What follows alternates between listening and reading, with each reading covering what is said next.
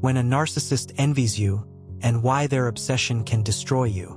Many survivors believe narcissists choose them because they are weak, boundaryless, or overly eager to please.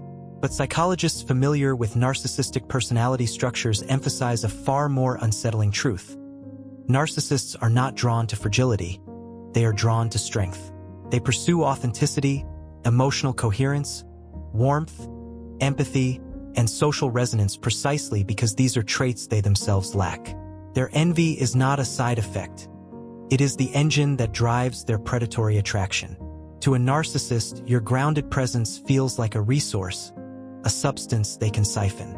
And when they fail to extract or mimic that essence, their fascination curdles into punishment. They resent what they cannot steal, and they degrade what they cannot become. This is the part most people never talk about. We often hear about codependence, childhood wounds, or attachment injuries, and yes, those dynamics matter. But psychologists specializing in narcissistic pathology warn that a crucial element is consistently overlooked: envy as a predatory force. Narcissists seek out individuals whose qualities expose the hollowness of their own false self. They operate like psychological hunters, scanning for traits they desperately wish they possessed. Your empathy becomes both a magnet and a threat. Your emotional intelligence destabilizes them. Your integrity highlights the fragmented nature of their identity. These qualities don't make you a target because you are weak. They make you a target because you shine where they cannot. Understanding this requires understanding the narcissist's inner landscape. Beneath their arrogance is the false self, a grandiose, delusional construct designed to mask a profound inner emptiness. This false self must constantly be fed by the outside world because it cannot sustain itself. Psychologists describe this as self-regulation outsourcing. The narcissist cannot stabilize their emotions, soothe their anxieties, or maintain a functional identity without attaching themselves to someone who can perform those regulatory functions. This is why they idealize you so intensely during the early stages. Your authenticity becomes their oxygen. Your confidence becomes their scaffolding. The shared fantasy they pull you into is not romantic magic. It is psychological dependency disguised as devotion. And this idealization phase is intoxicating precisely because it is mutual. As they project perfection onto you, they subtly coerce you to place them on a pedestal in return. Psychologists refer to this as reciprocal idealization, and it explains why the bond feels supernatural in its intensity. You feel chosen, seen, celebrated. You mirror their gaze back onto them without realizing they engineered the mirror. But behind this intoxicating connection lies a mechanistic process. The narcissist is using you as a psychological prosthetic. They need your emotional stability to maintain the illusion of their own. They need your warmth to mimic humanity. They need your empathy to simulate depth. It is not love. It is emotional labor delivered under the guise of passion. When you grasp this, the dynamic becomes clearer. The narcissist is never seeking an equal. They are not looking for reciprocity, mutuality, or shared growth. They are searching for a functioning emotional system they can plug themselves into. This is why psychologists emphasize that narcissists do not form relationships. They form installations. They install you into their life the way someone might install a device that performs tasks they themselves cannot perform. They instrumentalize your kindness. They mechanize your empathy. And they expect you to regulate their mood, identity, and self-worth without limit or complaint.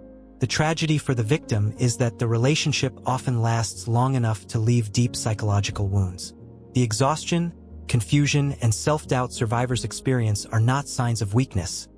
They are the effects of having been used as an emotional life support machine. Psychologists describe the scars as identity erosion, a slow dissolving of one's inner compass after months or years of emotional outsourcing. This is why recovery requires more than surface-level advice. It demands understanding what happened beneath the surface, so the survivor can rebuild boundaries, reclaim their self-worth, and detach from the fantasy that once felt like destiny. For those who recognize themselves in this story, help is essential, not because you are broken, but because the psychological impact of this dynamic runs deep. Healing requires community, education, and guided support. Recovering from a narcissistic relationship is not about returning to who you were before. It's about constructing a stronger, clearer sense of self that cannot be co-opted by someone else's fantasy. As psychologists often remind survivors, awareness is the first act of freedom. Once you understand the predator's hunger, you can finally stop blaming yourself and start reclaiming your life. And before we close this chapter, we need to examine one more layer that psychologists repeatedly emphasize: the aftermath.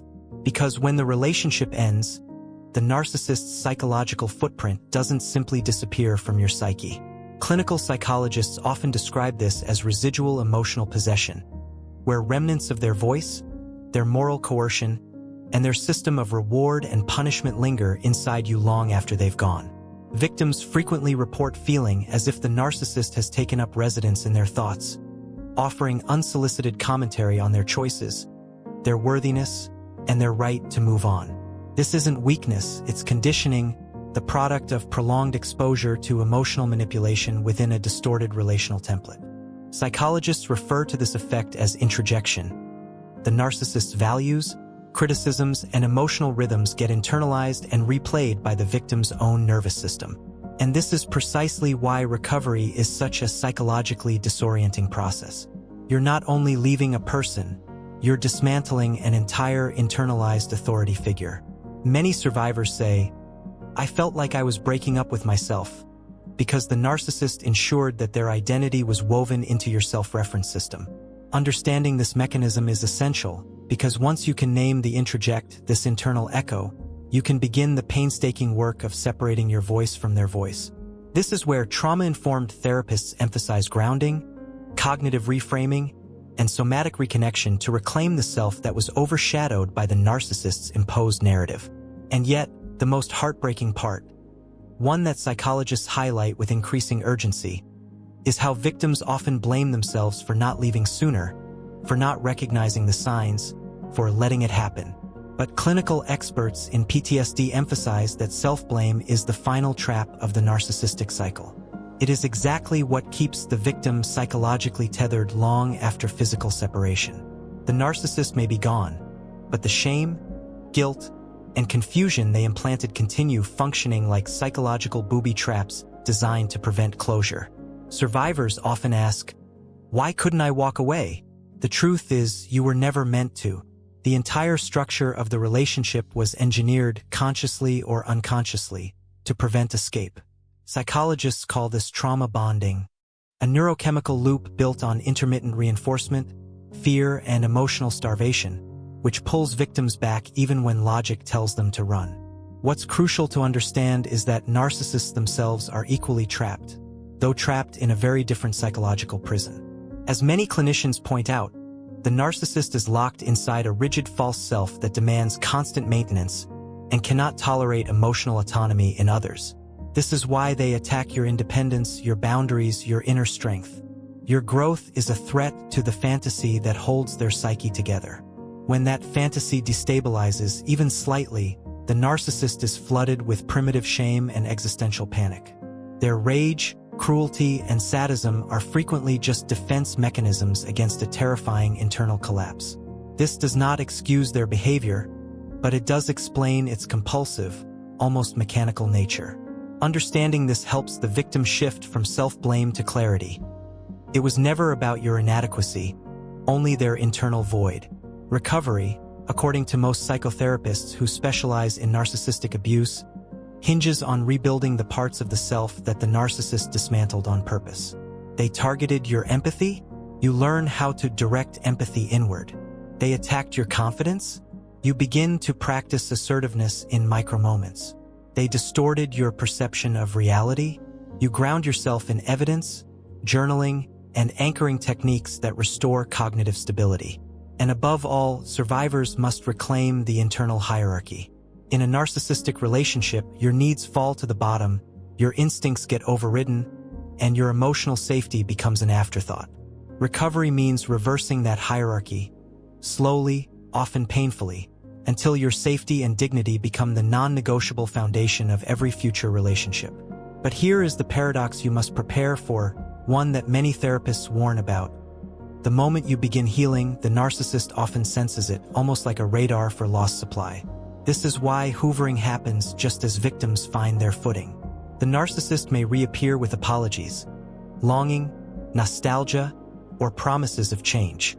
Not because they've transformed, but because your regained autonomy threatens the entire fantasy structure they built with you inside it. Psychologists frequently call this the reclamation phase. The narcissist's attempt to retrieve the object that once regulated their emotional instability. Recognizing this for what it is, not love, not regret, but a reactivation of the predator-prey bond, is crucial to breaking the cycle permanently. Survivors often ask, "How do I know I'm truly healing?" Clinicians give a consistent answer. Your healing shows in the moments when you stop trying to understand the narcissist and begin trying to understand yourself. When you stop analyzing their motives and start recovering your own. When you feel the pull to return, but choose yourself instead. When you no longer seek closure from the person who damaged you, because you realize closure is an internal process, not an external gift. That shift from external validation to internal authority is the moment when the narcissist's psychological power finally dissolves. And so, as you continue your journey after the storm of narcissistic abuse, carry this final truth with you. The qualities that made you a target, your empathy, your authenticity, your emotional intelligence, are not weaknesses. They are your superpowers.